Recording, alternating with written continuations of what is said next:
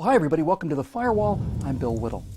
You know, liberals and especially the Occupy Wall Street crowd are incensed at the influence of corporations on elections.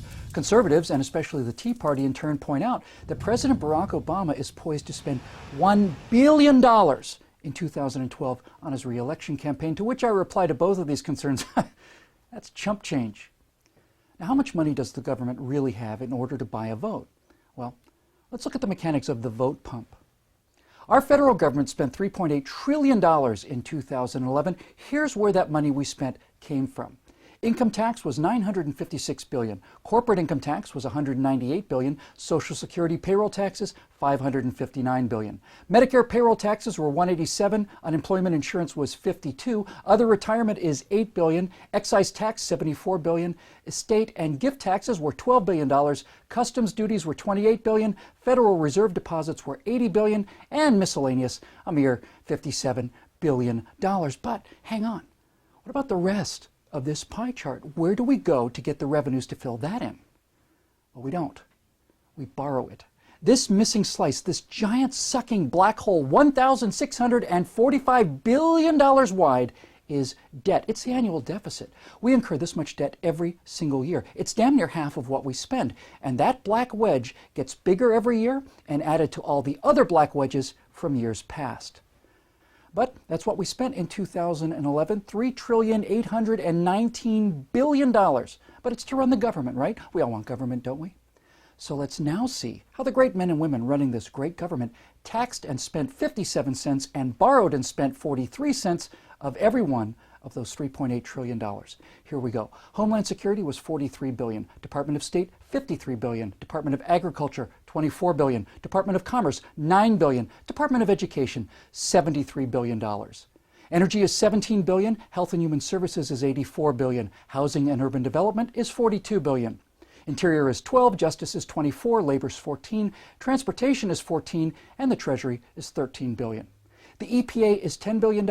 General Service Administration is $0.7 billion. Just to stop here for a second, that itty-bitty little slice behind me is what the government spends on all of their buildings, cars, all that stuff.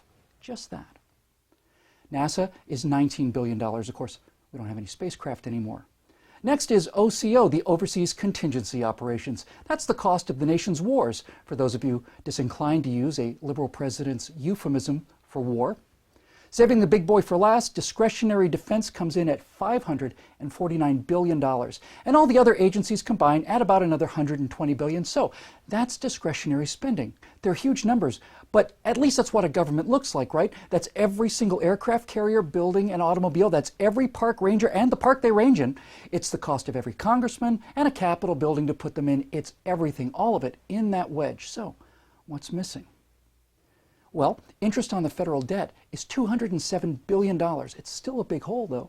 The rest of that hole is entitlement spending, and the government is not allowed to cut it by law. That money is promised to people in the form of entitlements, and it breaks out like this. Social Security is $742 billion, Medicare $488 billion, Medicaid $276 billion, and other mandatory spending, things like food stamps and unemployment benefits, that gets us up to 100%. So there it is. In round numbers, to spend $10, our government taxes for $6 and borrows $4. And when they actually spend that $10, $4 buys the actual government and $6 goes to people to buy votes with. Now, what's even more disturbing is that it's generally true that the people who receive the most in benefits pay little or nothing in taxes. So people are voting themselves other people's money, which means it's not just a vote pump. It's a wealth redistribution pump, and it pumps $2.2 trillion every single year from people who work and pay taxes to people who often don't work and don't pay any taxes. And as long as the benefit receivers can outvote the benefit producers, there will be more and more people taking and fewer people working harder and harder to produce those benefits. And that's exactly what we're seeing today. So, in summary, just two things really to remember.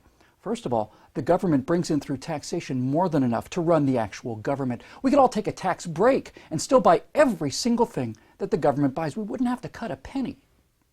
Second, if you cut the cost of the government, the entire government, out of that, we'd still have to borrow billions of dollars every year just to pay the entitlements. So we face a choice.